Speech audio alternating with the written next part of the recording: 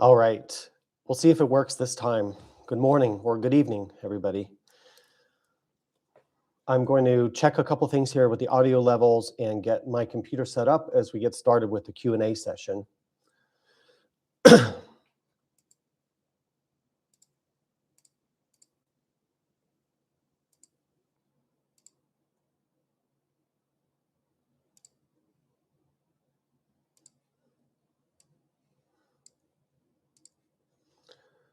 All right, check my audio levels. 1, 2, 4, 5. Check 1, 2. Okay. Let me know if that sounds okay.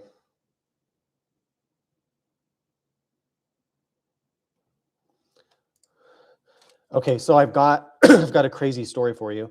I was live streaming for the last 5 minutes, but I had made the stream private by accident, and so nobody was watching. I was talking to myself. I was like, "Why is nobody joining?" And I could see the live stream was working, but I had accidentally set the settings to be private. So it wasn't published to YouTube. So I don't know. So I had to redo this whole setup, and now we're on live. So I'm doing it at this time uh for the European viewers and India and Asia and that part of the world because it's your late evening. Here in California, it's early morning. So I know we may not get as many USA viewers because people are driving to work and all that. But I usually do them in the evening in the US. So this one I figured I'd do for the rest of the world. And I apologize for the coughing. I've been sick for over a week and it just keeps dragging on. It's like a cold that turned into like a sinus infection. So anyway. Yeah, it's the middle of the day in the eastern part of the country. Watch you from work. Yeah, if you have a job where you can kind of have an office to yourself and watch from work, then that's really awesome. But a lot of jobs don't allow for that. So,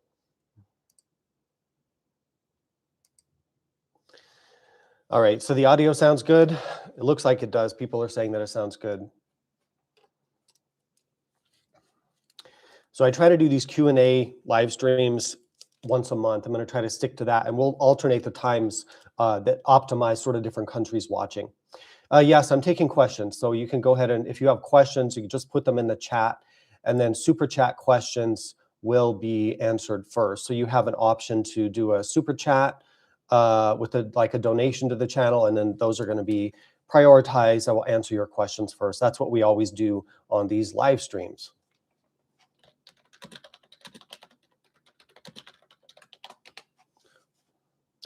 Okay, someone asks Touareg Rally versus Cove 800X Rally. Good question. I will be able to answer that very soon because guess what? Last night, the Cove USA, the importer, dropped off for me to test an 800 Rally. It's my first time testing the Cove 800X Rally, so I have it here in the garage. I'm going to start testing it probably today, and I'll start to work on that review. That's really exciting. So I'll be able to answer that. But the Cove is a good 50 pounds or like 20 kilograms lighter than the Touareg. That's a huge weight difference. It doesn't have some of the electronics and the cruise control and the other features. It's kind of like a bare bones bike, but it's super light, and I think it's going to be really, really awesome. So stay tuned for that, but I'm super happy to start testing that bike. Do I have any trips planned for the spring or summer? I'm trying to plan out my schedule at this time for like rallies and different things. I will try to go to some of the rallies this year. I'm probably going to go to the Moscow Moto Rally in Utah in April. I'm going to try to make that. And then I'm going to the BDR fundraiser as just an attendee, as a supporter in May. That's in Big Bear, California. And then in the summer, I'll see what I have time for. My schedule gets so busy testing products, testing bikes and other products, that it's hard for me to find time to go to rallies, and with the family and everything else as well, a young kid. So we do our family trips and all that. So anyway, I will try, but I will make a post about where I'm going to be in case anybody wants to meet up. Okay, at least we have some people watching the live stream now. I swear it was so hilarious this morning when I started. It's like 7:55. Nobody was watching, and I had the thing set to private. Nobody could see it.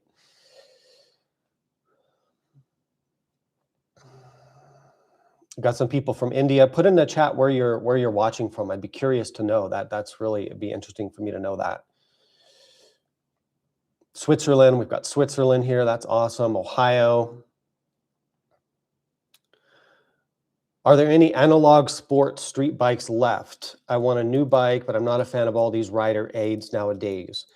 Okay, yeah, and keep in mind you can turn the rider aids off, although a lot of times every time you start the bike, you'd probably have to redo it because it'll come back on. You look for bikes that don't have traction control. Most modern motorcycles, I think for legal reasons, there might be a few left in the USA that don't have ABS, but most motorcycles now, because they're global products, have ABS brakes because it's such a safety enhancement and saves people's lives. So they are legally required in a lot of countries, which I agree with. But most are going to have ABS. There might be a few bikes out there who don't have ABS. Look for bikes that don't have traction control and all that stuff. There are some out there. Some of the models that have been produced for a long time where they haven't updated them, there are some like that. So I don't know if you're looking for a street bike or an adventure bike or what, but if you give me more information about the kind of bike you're looking for. Videos of the 1300 GS Trophy. Yes, the more videos on that will be coming out. I love that bike. It's one of the only bikes that I actually own. I only own 3 bikes. That's one of them. It's awesome, but I haven't had a lot of time to ride it with testing other new products as they come out. What is your take on small capacity bikes? In India, we view 300cc as a big bike. I understand that, absolutely. A lot of my American colleagues and friends don't understand that we have a very different perspective on motorcycle size in the US, and it throws everything off. So I understand 300 is already like a full size or a big bike. I just reviewed the Yamaha WR125R, and we were talking at the press launch. That video is not out yet because it's still under embargo until next week, next Wednesday. But I understand that to a lot of countries, that's already a full-size motor and a full-size bike. But in the US, the people were like, well, this is really small, it doesn't have enough power. Because here on our highways, the highway traffic travels at 80 miles an hour or like 120, 140 kilometers an hour on the highway. So we have to have bigger bikes, but I understand. I love smaller bikes. I think they are the right way to go for a lot of reasons. But the reason you see in the US with larger motorcycles and Europe as well, it's just those higher speeds that people travel at. And it's more of a luxury product or a recreational product for a lot of people instead of a utility or a transportation. Because like in the US, it's not really a transportation sector, if you know what I mean. It's like the luxury recreational sector. So it's just very different. But I love small bikes. Right now I have the Vogue 300 Rally. There's actually a USA importer for Vogue now, VOGE. I don't know if I'm saying it right.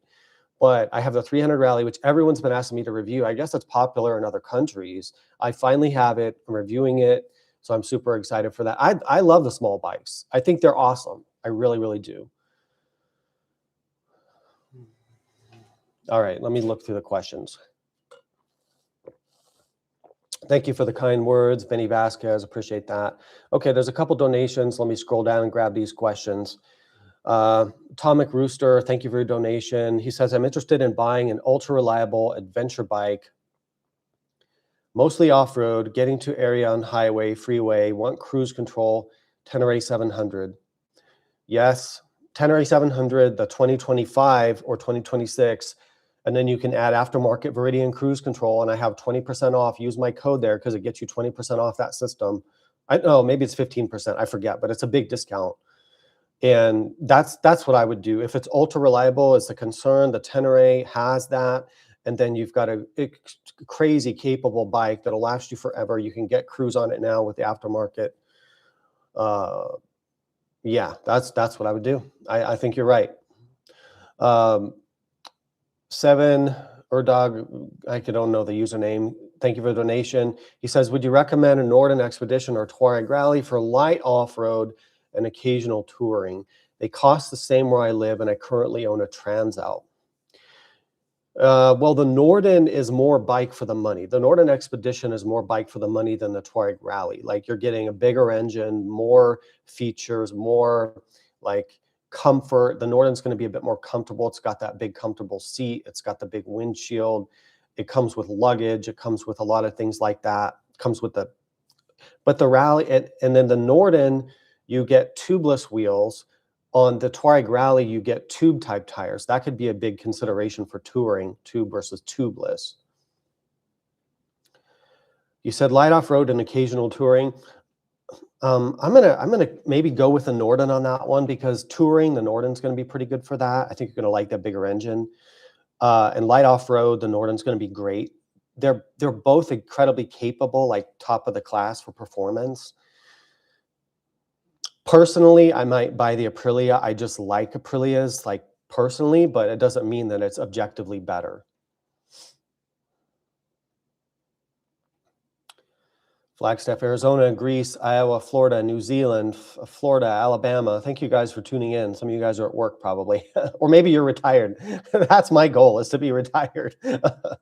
I'll still do YouTube, I guess, but a little bit if I retire. But Ukraine, hello from Ukraine. Hope you're doing all right. Such a great audience we've got here. Vogue 800 Rally. If there's any in the US at some point, I'll review it. But right now, the importer for Vogue in the US only imports the 300 Rally, which I do have here for test. Matt's here.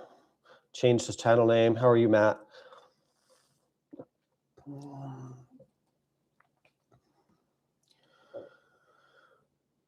What are your thoughts on the Stelvio?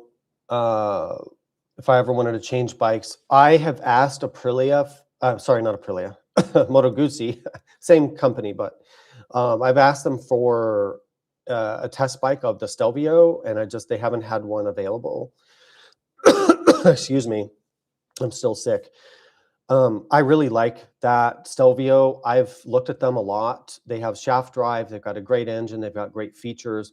They're a solid, reliable bike, good build quality.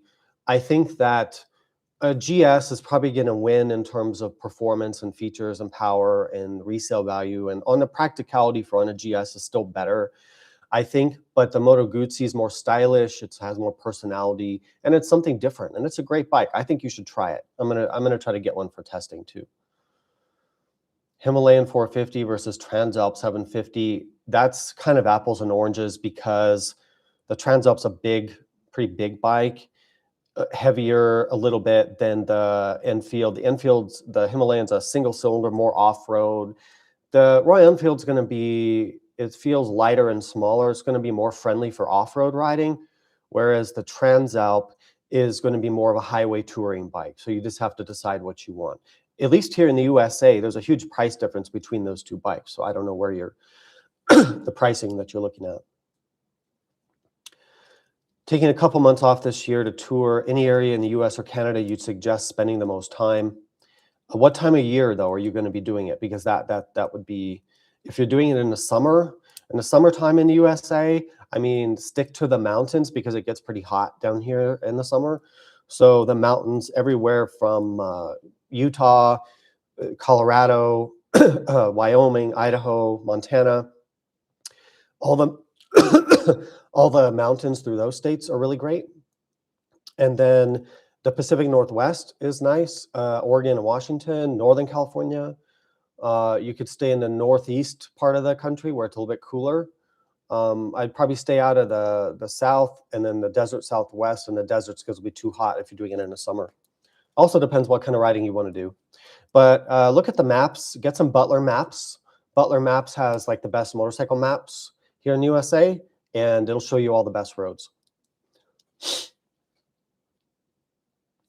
The R12 GS, yes, that test is already done and filmed, and it's here on my computer to be edited.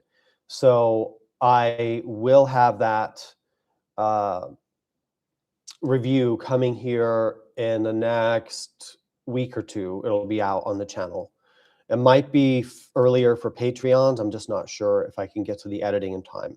But yes, I reviewed that bike. My takeaway with the R12 GS was very capable. I love the styling. I love riding it. The dry clutch is kind of problematic for going slow, because you slip the clutch and then you overheat the clutch. And then the, what was the other thing? The fuel tank is too small. Like I almost ran out of gas twice with that, because I would get a fuel light at 100 miles. I would get a low fuel light. That's about 160 kilometers. I'd be almost out of gas. The fuel tank's too small on that bike. But a very capable, great bike otherwise. UK, Ohio, Northern California, Hungary, Humboldt County, Tennessee, Latvia. From Latvia, he says, WR125, do you like it? Yes, I love it, actually. Pretty good suspension, very comfortable, great seat, a great chassis, handles great. The motor has good power. Yes, the WR125, 2 thumbs up. I think it's an awesome first bike. It's very capable off-road. It's easy to ride, and it's a Yamaha. Yes, I go for it. That review will come out next week. Flagstaff, Greece, Iowa, Florida. Thank you all for being here. New Zealand, Alabama. For BMW 1300 GS Adventure, which would you pick? Oh, regular GS or Adventure, and then ASA or manual. I am small built. I prefer GS. Okay, I would, if you're smaller, get the regular GS, not the GSA. The GSA is very tall and top heavy. If you're smaller built, get the regular GS and get the lowered one with the automatic ride height. You're going to be more comfortable with that. And then, so regular GS, and then you said ASA or manual. If you are almost all on the highway and riding in traffic, I really like the ASA because I don't miss the clutch in those situations. It just makes easier to ride with no clutch on the street and commuting in traffic and touring. But for off-road, get a manual because off-road, the ASA is not very good. So it depends what you're going to do with the bike. Let me grab a drink here really quick out of my fridge. Sorry, my throat is really bad. I've been sick for over a week now.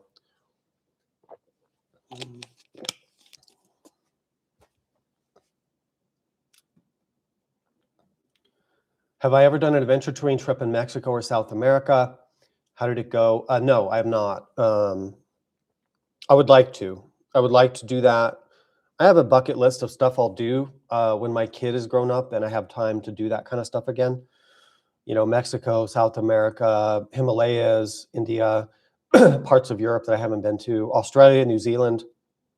Those are all bucket list areas for me to ride.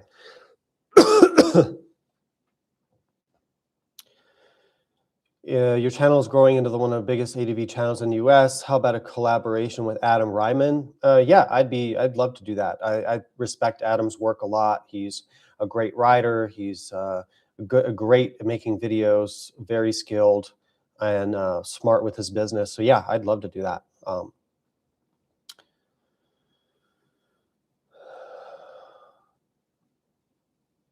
What's the best beginner bike for a 19-year-old who only rides mini bikes? Probably a small dual sport bike, you know, like a 250 dual sport like Honda or Kawasaki KLX 230 or 300. Maybe the new Yamaha WR125, although the engine might be a little small if you're going to go on the highway.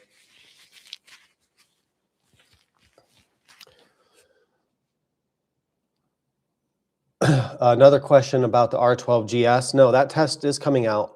So I film reviews. You know, I've had a lot of filming the past few months, and then I only typically edit and release about 1 video a week, so they get backed up. So that test was done in December, but the video will come out in the next week or two. So thanks for your patience with that.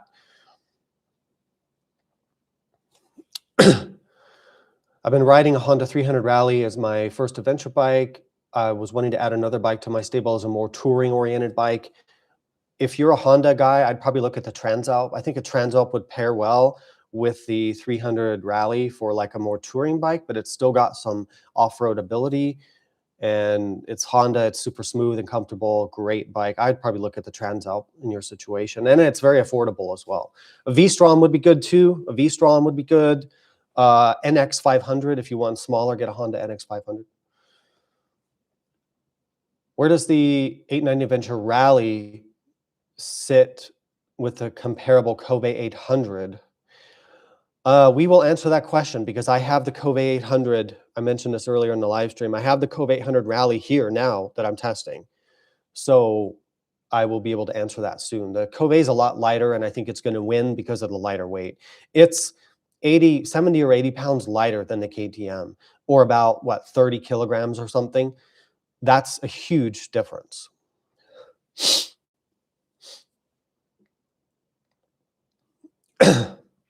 If I upgrade my 2023 KLR with different springs, would it still be worse than a Transalp? Yes, it'll still be worse than a Transalp.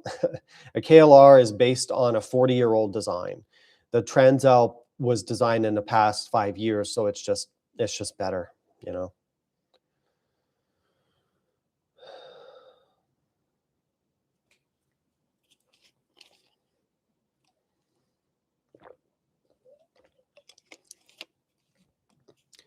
Can you order a Rally Edition Tenere?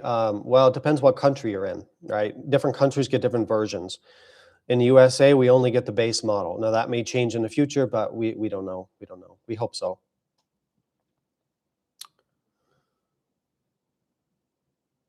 All right.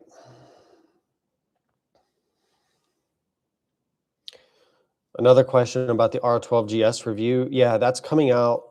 Since I've gotten so many questions today about it, I'll try to move that one up in the editing.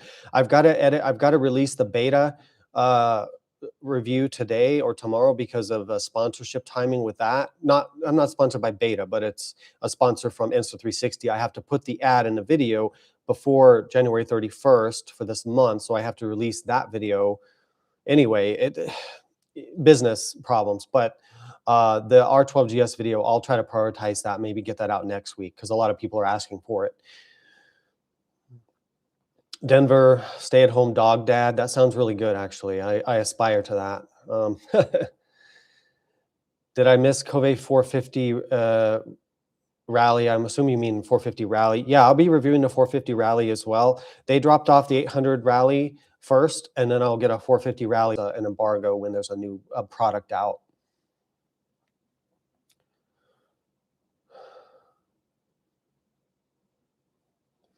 I'm researching mid-sized ADVs, really like the KTM CF Moto Norden. The cam load thing has me worried. Yeah, so here's what to know about the camshafts. The camshafts were an issue on the first generation KTM Austrian built 790 motors, and then on some of the Austrian built 890 motors. It seems like the 790s that are built now by CF Moto, those don't seem to have that issue. So it depends what exact bike you're looking at. And even with that said, I believe the camshaft failures were a fairly small percentage of overall bikes, you know, like a couple percent of bikes. But the thing is, social media, people go to social media if they have a problem. So you only see the problems on social media, and it makes it seem like the bikes are all failing. But that's not the case, because for every one person that's complaining on Facebook, there's another 100 people or 1,000 people that don't have a problem, but they're not going on Facebook to talk about it because they're fine. So that's why you can't rely on social media to really understand if a bike is reliable or not. That's just my opinion about it. Thank you for the donation, David. Appreciate that. He says his riding will be 80% city, 20% highway. Dealers offer 12% discount on a new 1300 GS Trophy, fully loaded except it's manual. Will the manual affect the future value? I don't know. I don't think it'll affect the future value. I think you should get that bike since it's a good deal. It's an amazing motorcycle, as you know. No, it won't affect the value. In fact, the manual might have better resale value than the ASA because most people haven't caught on to the ASA yet and how good that can be. Although the Honda is better with the DCT, but that's another story. But no, I wouldn't worry about that. I would get the manual one. I think you'll be happy. I mean, yes, for urban riding, the ASA is nice because every time you stop and go, you don't have the clutch. So that may, if that's something you want, then you're gonna have to pay more, I guess, to get the bike you want. But the manual is a great bike as well.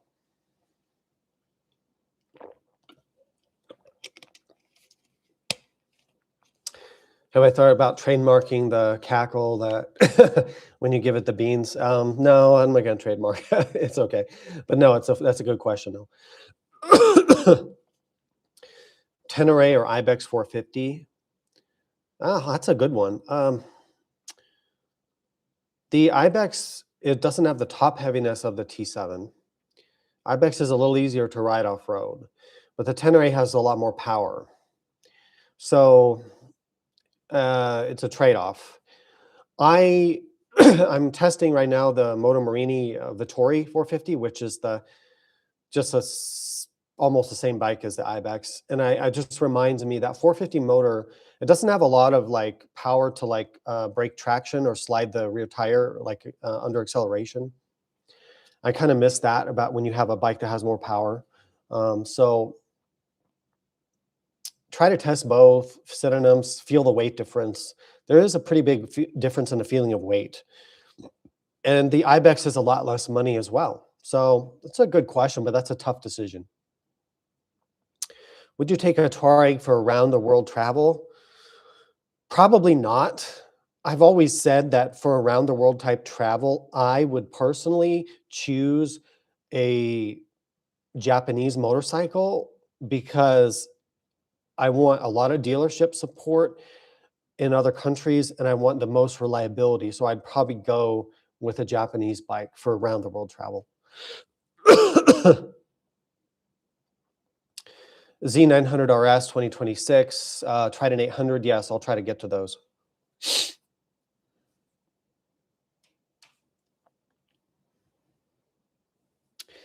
Will I ever review a cheaper Chinese bike that we can get in the US? RPS cross country. I don't know what that bike is, but I am reviewing the Vogue. I'm reviewing the Vogue 300 Rally, which is, I believe, Vogue is Chinese, right? It's not Indian, is it?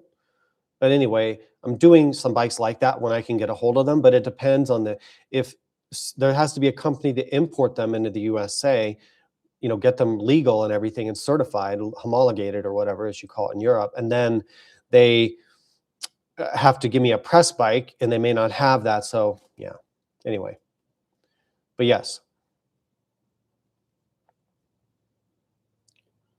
How would I update a CRF 300 Rally to make it more dirt capable? Just suspension, get a better suspension on that CRF 300. Go to YSS for a shock or Tractive, upgrade your forks, get a kit for that. Stiffer suspension, I think would be the best upgrade for the Honda. Don't worry about the power or any of that. Just focus on suspension. Should I get a 2-stroke or 4-stroke dirt bike to practice off-road before getting a heavier adventure bike? Yes. Or get a dual sport. Get a small dual sport, like a 250 or 300 dual sport, Honda, Kawasaki, whatever. And then learn on that. Or a dirt bike if you want. I like dual sports because I can ride them anywhere. Yeah. You should have to build your skills off-road before moving to an adventure bike. That's the mistake that most people make.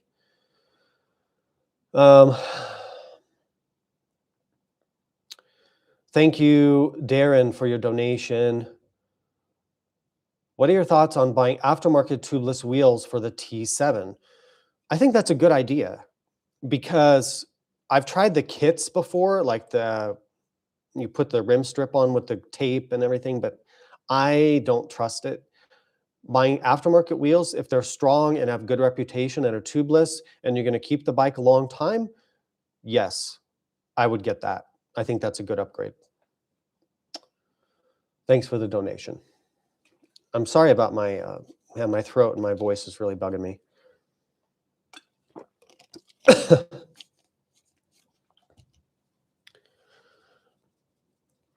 On the KTM EXCF, was the ECU a challenging installation? No. You just take the seat off, unclip the ECU, unplug it, plug the new one in, and then pair it to your phone with the app, whatever. Yeah, 20 minutes. It's super easy. No special tools.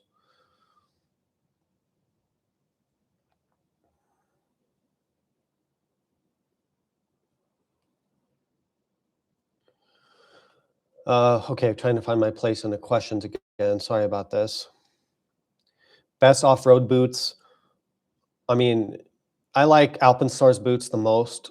Tech 7 Enduro is what I like for off-road. You could get a Tech 10 if you want. I think the Tech 7 is good enough.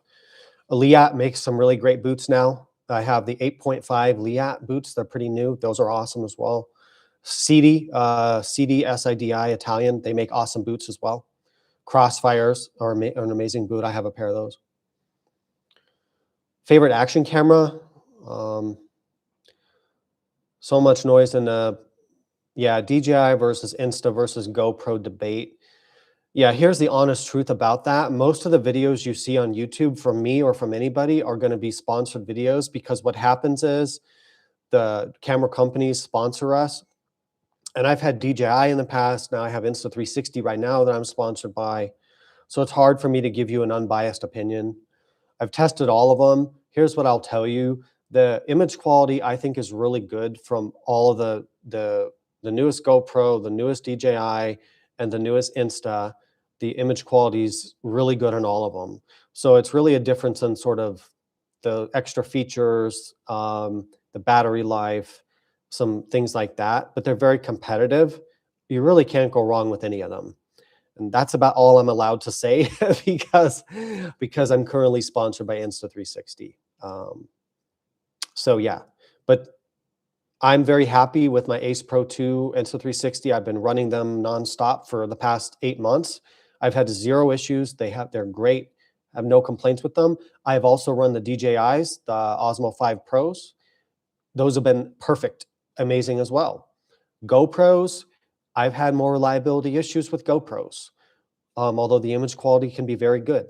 So that's my take. I came from a CB500X rally. I really want to keep with the Honda brand. Should I go for a Transalp or an Africa Twin? I usually go for the Transalp because the Africa Twin is really heavy and big, and you don't really need it. The Transalp is all the bike you really need. You know, put cruise control on it if you want. Do a few upgrades. The Transalp is where it's at. Africa Twin is just, you don't need that, you know? It's almost too much bike, especially if you're gonna go off-road. And since you're coming from a 500, I think you'll be more comfortable on the Transalp.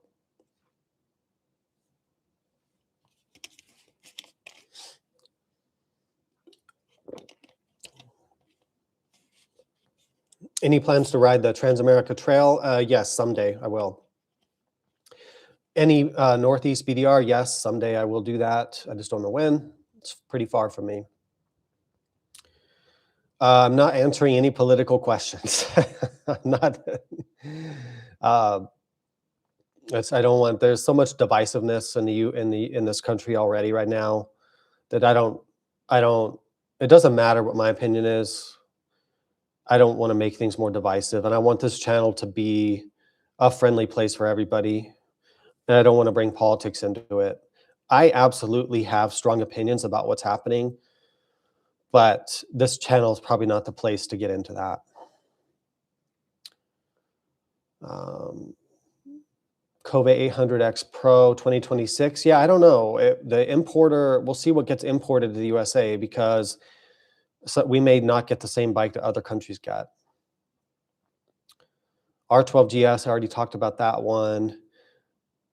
Best touring motorcycle for me, the best touring motorcycle that I've had has been a GS Adventure, actually.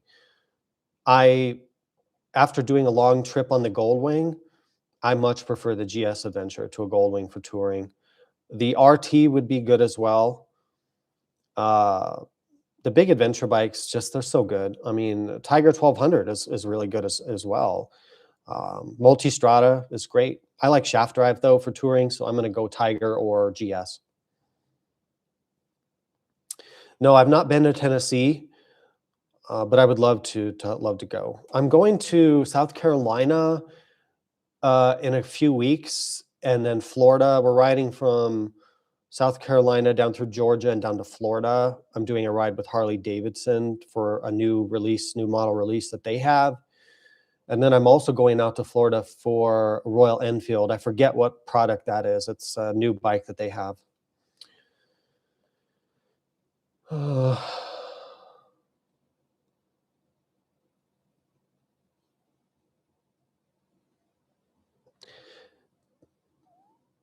Do you believe in a 2-bike system?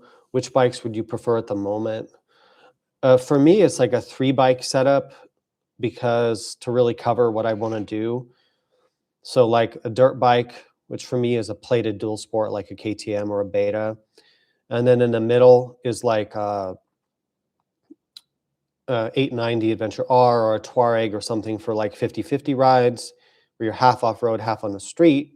And then for touring and road riding, give me a GS or Multistrada or something. That's my street bike. So those, with 3 bikes, I can do everything. With 2 bikes, I would probably get a mid-size adventure bike for the street stuff and the adventure stuff, and then I'd get a dirt bike for the off-road stuff.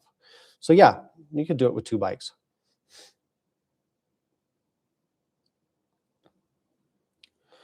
What about the Transalp versus the NT 1100 for a touring bike? Well, the NT 1100 is better. I mean, it's got the full fairing and it's got a DCT, and it's a touring bike from the factory. The Transalp is a venture bike, so it's not as doesn't have the wind protection and all that. Different motor as well. The Transalp is extremely comfortable, and if you put a big windshield on it, I mean, Transalp's a great touring bike. They're both good. It just also, if you're riding by yourself, the Transalp might be a little better. If you're riding with 2 people, the NT 1100 might be better. So it just depends what you want. Both could be great touring bikes. Would a TW200 be enough for learning off-road riding before getting a bigger bike? Yes. Yeah, TW200. I like the 250 dual sports from Honda, or 300 dual sports now, I guess they are.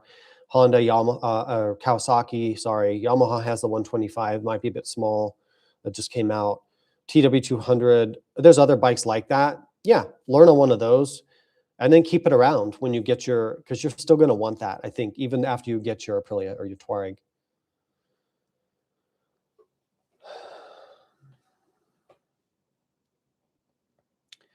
Local shop from Ohio has a $5,500 rebate on a Tiger 900 GT. Is that a better pickup than a Transalp at MSRP? Yeah, I mean, it is. But the GT Tiger is more of a road setup, where the Transalp's more of an off-road setup with the wheel sizes. So there's differences there. But the Tiger is a lot nicer bike, though. So if that's the same price as the Transalp, I'd get the Triumph. Again, I'm not doing the political stuff, so don't. I know you're trying to get me to say something, but I just don't. This is not the time for it. Let's see.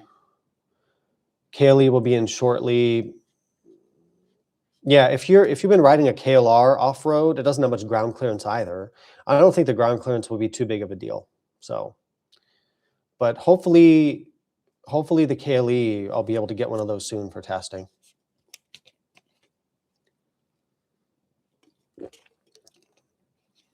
Okay, Vogue is Chinese. Same company that brings Cove. Okay, that makes sense.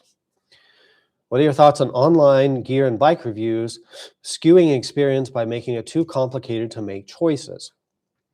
Also pushing people to spend money unnecessarily. If you feel that way, then watch less reviews, right? Or consume less information. It is true that the more choices you have for a given product, the less happy you're going to be with the choice you make, because your mind is thinking, well, there was all these other choices, maybe I made a mistake. So actually, when you have less choices, you're happier with your choice, even if you get a worse product.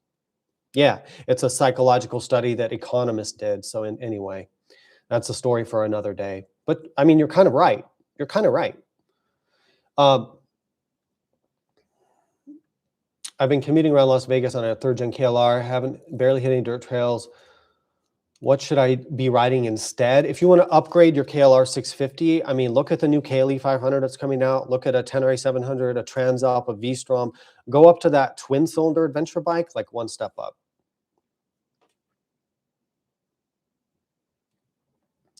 Is the new WR125R a good bike for an adult? Um, oh, and I realized I'm not supposed to talk about,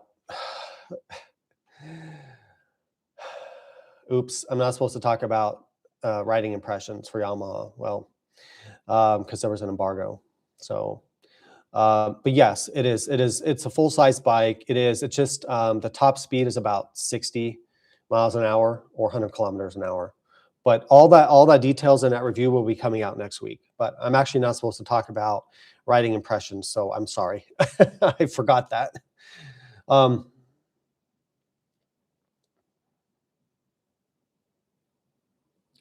don't turn me into Yamaha, please. Uh, DCT, oh, sorry. Can you use enduro boots for off-road? Yeah, enduro just means off-road. I mean, there's like motocross kind of boots, and then there's like enduro boots, which are a little bit less stiff. And then there's like adventure boots, which are more like flexible. So I'm going to have a video on that. But yeah, enduro boot really just means off-road boot, that they're going to have plenty of protection. Just don't get something called an adventure boot. An adventure boot usually is too flexible and just doesn't give you any protection. Yamaha DCT versus Yamaha AMT. I don't know. I haven't tested the Yamaha yet. So no, I love Swabi. I love the Africa Twins to death. And for me, that's probably what I would get. If I was buying a Honda adventure bike, I would get an Africa Twin. But I think for the average person, I think the Transalp is just so much lighter and just a little bit easier to ride. I just wish it had more features though, you know. No, I haven't ridden, what's this trail called? The PFHAT, FAT, Kansas and Oklahoma. Flint Hills Adventure Trail. Nope, never done that. Kentucky, there's a lot of good riding out there. I bought a new 2024 GSA because I didn't like the style of the new ones. Was that a mistake? No, it wasn't a mistake. You made the right choice. It's an amazing bike. It's a 1250 and it does look better. I agree with you. And it actually sounds better than the new one does, has a better engine sound. And no, he didn't make a mistake. Tracer 900. I owned a Tracer actually a long time ago. I love that bike. One of my favorite sport touring bikes. I'm trying to get a new one for review, but Yamaha hasn't been able to get me a press bike for some reason. So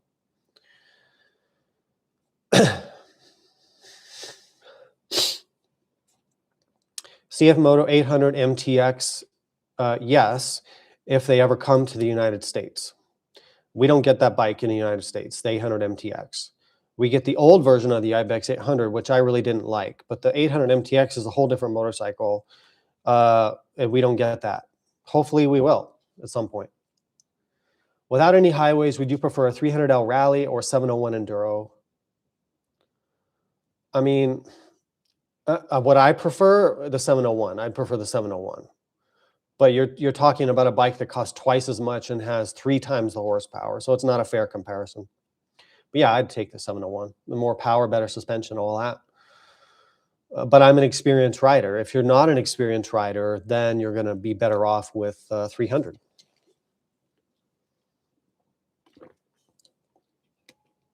Any advice for somebody who wants to start making YouTube videos but feels overwhelmed and anxious and doesn't know where to start? Let me tell you something. That's me every day I wake up. Still. I mean, it's everybody though. Like, first of all, that's how everybody feels. It's okay. One video at a time. Try to make your first videos, your first 50 videos or 100 videos, and get 1% better, or improve one aspect of each video every time you do it. Make your audio a little better. Your speaking is going to get better. Change your lighting. You'll tune things every time. But most people who do YouTube successfully, their first 100 videos are not very good. After that, they start getting better. And then maybe by the time you make 1,000 videos, you're actually pretty good at it. It's like learning music or anything else that's complicated. It takes a long time. There's a long learning curve, but everybody starts from zero and you just have to push through it and don't lose hope. Also get training. Go to Think Media, do their training for YouTube, read the YouTube books. really become a student of social media and how YouTube works and video production. That'll give you the confidence, and you'll do better. And have a plan, have a business plan. Why are you doing it? You have to be able to answer, why are you doing it? Honestly, like for me, it's a business. I do this to support myself, to make a living. That's it. So it's not a hobby. Motorcycling was my hobby. Now it's my business. I'm very clear about that. It's still a hobby. I still love to do it, but like, I have to run this as a business, period. And that's the thing that a lot of people struggle with. All right.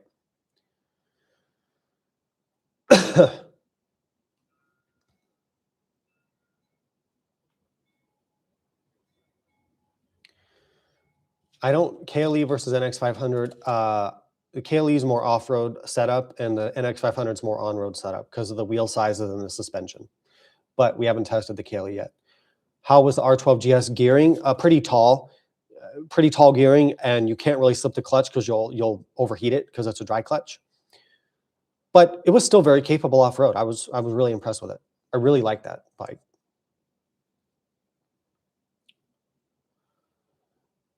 Yes, this guy asked, dual sport for off-road skills, what about 390 Adventure? Yes, that's a great alternative. I'm glad you said that, because the 390 Adventure is pretty light, feels almost like a big dirt bike. Yes, that's a good bike to learn off-road, and you can do a lot of adventure stuff with it. That's an awesome bike for what you're saying. Yes.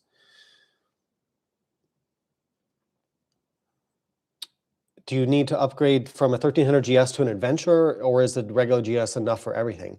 I'm in the regular GS camp at this point. I just like it's lower, it's slimmer, it's lighter. I think it looks better. I'm in the regular GS camp. I mean, I can go 200 miles on a tank of gas, or what is that, 350 kilometers or whatever that is, 320 kilometers on a tank. That's enough for me. I'm okay. I don't think you need the Adventure. No. Dork made a video about the golden 2-bike setup versus one do-it-all. I have a Touareg 660 Rally. I may buy Colorado. I may buy a dual sport for harder off-road. Would you trade the Touareg for F100 GS? No. That's a mistake a lot of people like. The Touareg 660 is, I think, a better bike than F900 GS, even though the BMW is more expensive. No, don't do that. Also, don't get a Tiger, don't get a Desert X, don't get an 890 Adventure R. There's not really an upgrade there. It's just more power on paper, but I think the Touareg's a better motorcycle in a lot of aspects than those bikes that you're looking at. So I wouldn't do that. But yes, get your off-road or your dual sport bike, but I would keep the Touareg. It's just as comfortable for touring as those other bikes, really. But you'll give up off-road with those heavier bikes. So I would keep the Touareg, because I've had them all.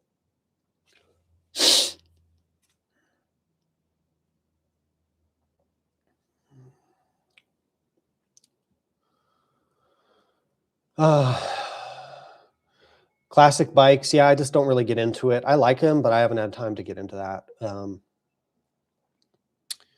I think when people get older, they yearn for their past. So when people get into their 50s and 60s, they want to feel like their youth again. So that's why they like old stuff, old cars, old bikes, because it makes them feel, gives them good memories of being young, because people's lives tend to be happier and more free when they were young.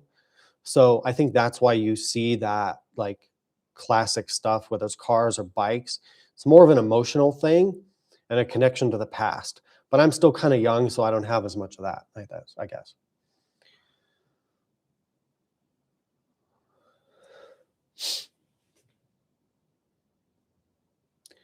Verge, I don't know what Verge electric bikes are, but I am doing the Zero bikes, DSR-X, and then some others that they have.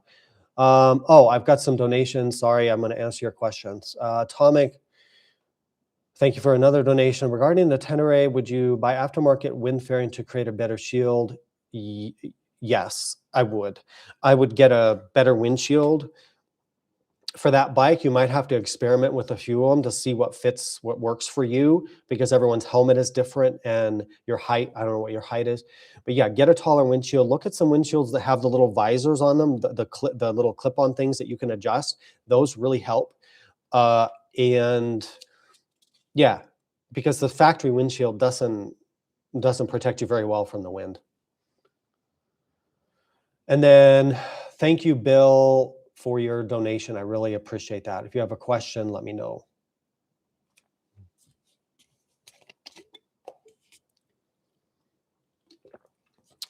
Questions for getting out of a ticket?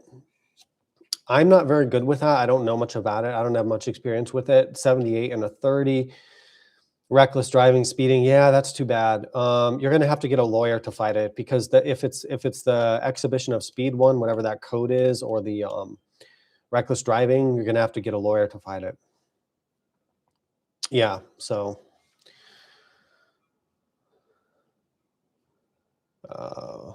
how hard do you think it is for a manufacturer to add cruise control? It's not hard if it's a ride-by-wire bike. If it's electronic throttle, it's super easy for them to do. But then they have to certify, test it, meet the regulations for the different countries for safety testing, and that costs money and time. I think that's the reason you see them not doing it. Also, manufacturers use it as an excuse to they hope that you're going to upgrade or upsell to a more expensive bike. You know, Honda's a good example of that with the Transalp. Well, they have it on the Africa Twin, so if you want that, you have to buy the Africa Twin, which is more expensive. It's a marketing strategy as well. Ducati Diavel. Yeah, I'd love to test a Diavel. It's just not high on my list because everybody wants the adventure bike reviews. I like street bikes, but you know, people want the adventure bike reviews. So like I just published a street bike review yesterday and nobody's really watching it because everybody wants adventure bikes now, which I understand.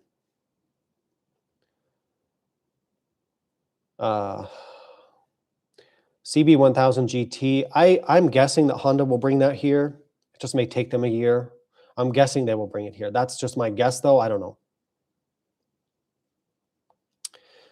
Thank you for the kind words, Sword One. Appreciate that. No, the Noobs Rally in Death Valley, I can't go this year. I'm going to be in Vietnam, actually. I'm taking a family vacation to the central coast of Vietnam, to Da Nang. So I will not be at the Noobs Rally because that's during that time.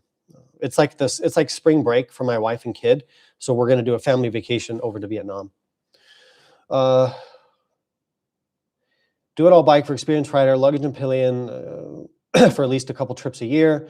Transalp or Africa Twin Adventure Sports. You need luggage and pillion, commuting, trips. All that to me says Africa Twin. Yeah, because the Transalp would do it, but the Africa Twin is going to be happier. You're going to have electronic suspension if you get that, which is better for the passenger. It lifts up the back and balances out the luggage and the passenger. You're going to have more power. You're going to have more features, more weight for the stability with two people. I'd probably go Africa Twin in your case.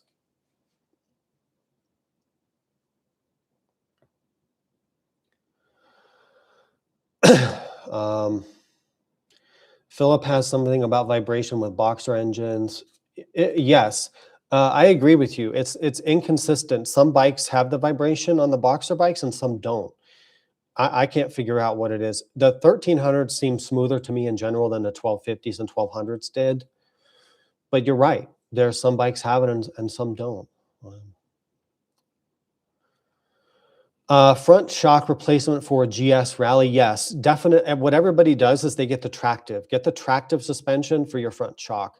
Since yours is blown out, get the tractive. They have the best shocks for GSs. I've tested them.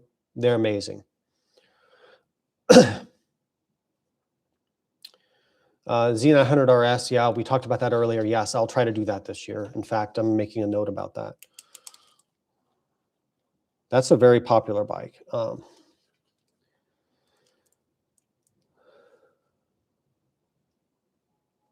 I lost my place again.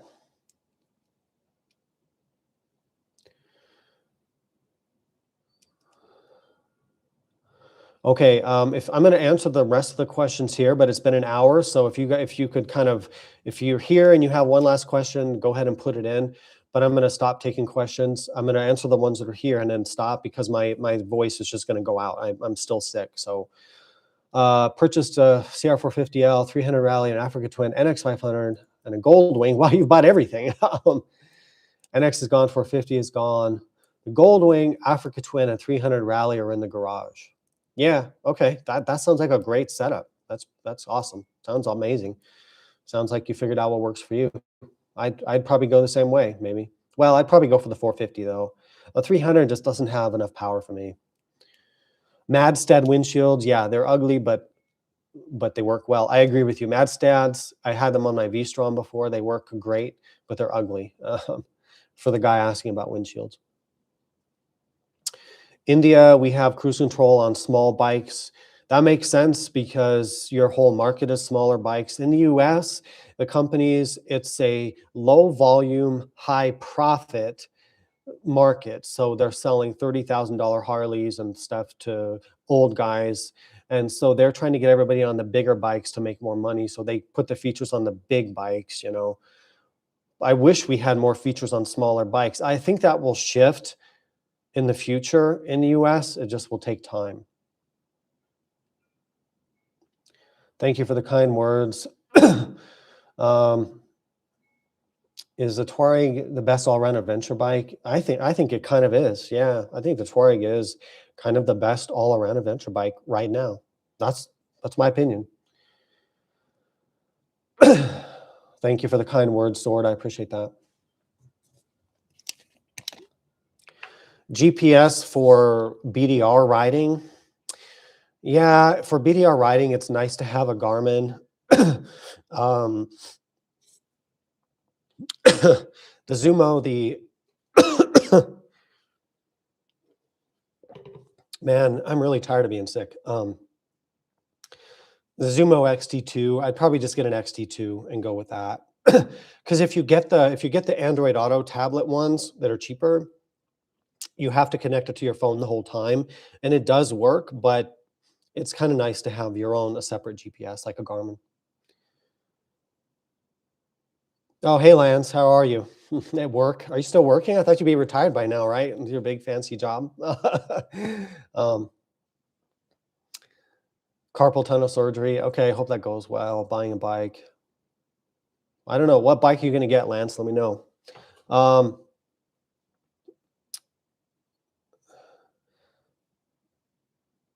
Let's see.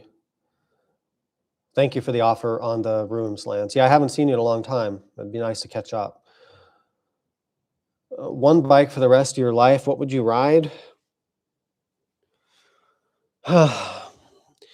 Probably, it would either be an Aprilia Touareg or a KTM 890 Adventure R Rally. I'd probably go for the Rally then, or a Touareg Rally. One of those two, I think. If it really had to just be one bike for the rest of my life. Or maybe the new 690 Enduro with like a rally kit on it with all the upgrades on it, you know, that you can get. Maybe that one.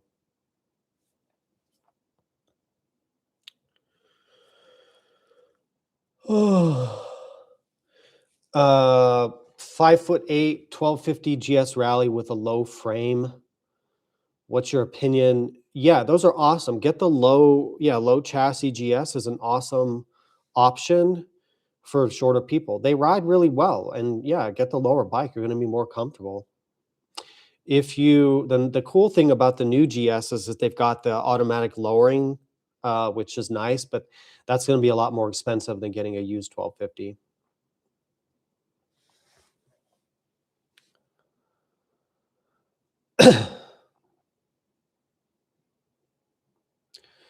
Vitpillen versus Svartpillen. I actually chose the Vitpillen. They have the Svartpillen as well. I could review it, but I wanted the sportier one. I didn't want like the urban one or whatever. So that was my choice. Maybe I made a mistake on that, but I chose it because I thought it was sportier, and I just wanted that.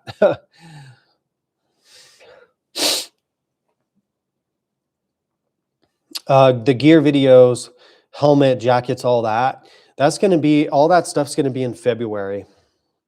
So I'm going to have to work 7 days a week, basically the next few weeks, to get all these bike reviews done, because I've got 6 bikes in the garage right now, I think, and then get all these gear videos done. People buy riding gear this time of year, so I like to do the gear videos in February. Oh, did Madstead go out of business? Okay, maybe they did. Yeah, that's this comment about the fart pillin, that's what I was thinking too. Why would you want those like off-road tires on a sporty bike? So it didn't make sense to me. So I thought the Vip pillin was a better bike, but V85 TT, yes. Oh, I think what they told me on the Stelvio and the V85 TT, they said that I think this summer they might have available test bikes for the V85 and the Stelvio. They're trying to see if they can get that for me. So hopefully in 2026. Thank you for the donation, PM Gonzalez. Thank you for that. What did you do with the KLX 300? I sold it to Brandon, my riding buddy, my friend Brandon. He bought the KLX, and we're actually gonna do more videos with it. We're gonna upgrade it with the bigger tank and the windshield and some other accessories and more power. And we're gonna do another video with the KLX, but it's not mine anymore. My riding buddy has it. It's a great bike though. I love that bike. What do I think of the KLE 500 after seeing it in person? I'm really impressed with it. It feels light. It looks good. I think it's going to be great.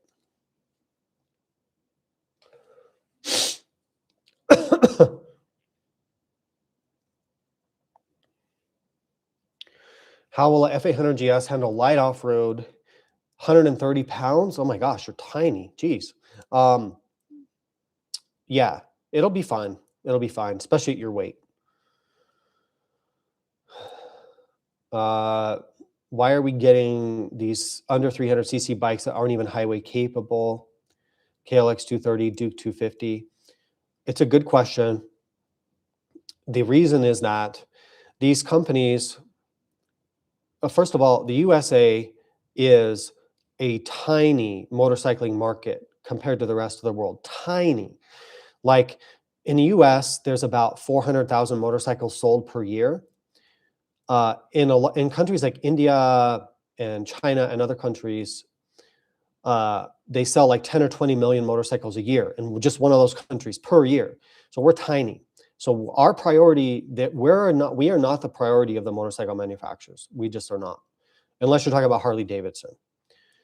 That's one reason. And then globally, a 300cc bike is already big. That's as big as you need from many countries in the world.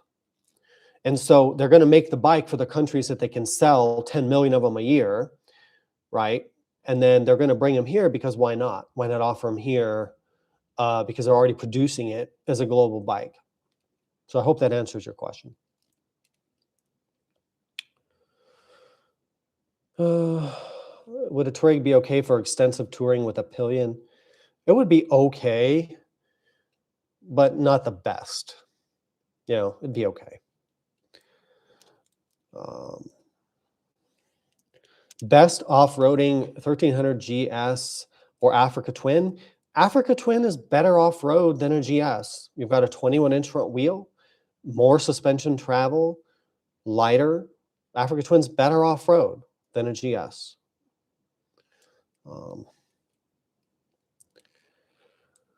But the GS is still really capable. I just prefer the Africa Twin a little bit.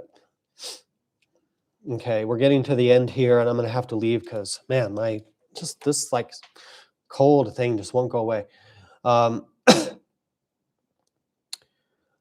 Oh, Alter Hike 450 Moto Morini. Here it's called the Vittoria 450. It's here in the garage. I have it. I'm reviewing it. So I'm doing the Alter Hike 450, which here is called the Vittoria 450. Yep, that's coming because I've got it right now. I already wrote it. It's like an Ibex 450, basically. Hello from India. T7, but awful for two-up touring. What do you think of getting a 1200 GS event? Yeah, get a used GS Adventure. That's a good two-up touring bike. Try to get a newer one. Try to get a water-cooled one, 2013 or later, because you're going to get cruise control and a whole bunch more stuff. It's way, way better. Okay, I'm going to stop. I'm going to try to stop the chat. I don't know how I stop it, but anyway.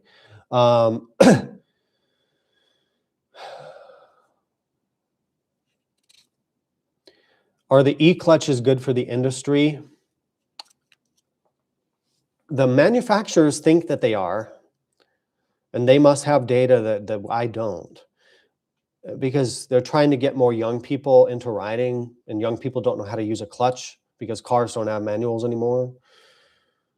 And then there's also some folks, maybe some older folks who prefer not to have a clutch. I think it's a good option. I like the option, but I just don't like it when they take away the manual. Like with the NT1100, you can't get a regular shift. I don't like that. I think you should have a choice, you know. All right, well, thank you guys. I think I got through all the questions in the chat. It's like a sinus infection at this point. I just, sucks. But anyway, thank you guys for everything. You're the best. I will do this again in February, in a few weeks in February, and I'll do it at a different time, which is better for USA folks who are after work. So anyway, thanks so much for watching. I will answer these questions in the chat. So stay in the live chat. I'll finish answering these questions there, but I'm going to shut off the stream. Thank you guys. See you soon.